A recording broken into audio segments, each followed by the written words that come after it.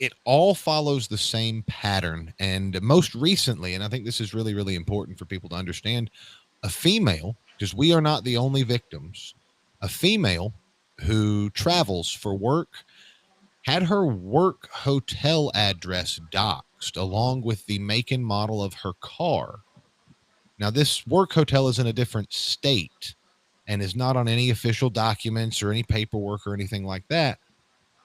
And it's really funny because Mike Gronkowski happens to have a lot of connections to Florida.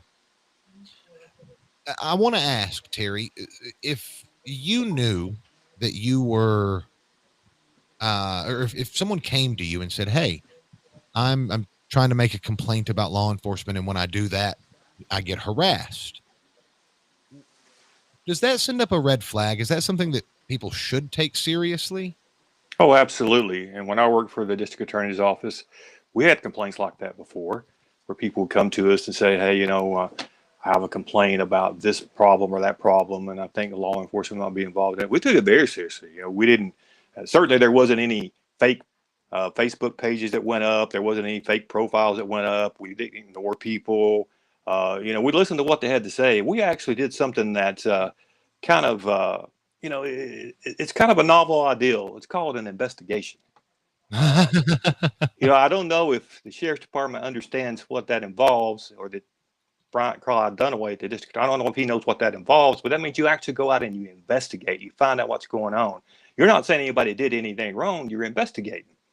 There is clearly, and there's a term called probable cause. I don't know if everybody's watched any cop shows, or you understand what that is. Probable cause means more than likely a crime has occurred. That's all that means. More than likely. It doesn't mean that absolutely a crime occurs. It's more than likely a crime has occurred because of certain evidence.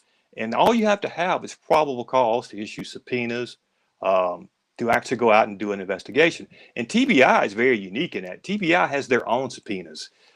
They can come and issue a subpoena today because they have statutory authority to do that.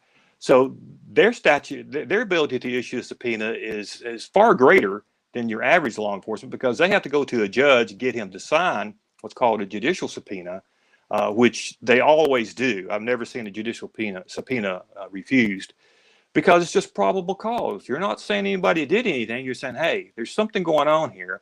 I want to take a closer look at it just to see what's happening.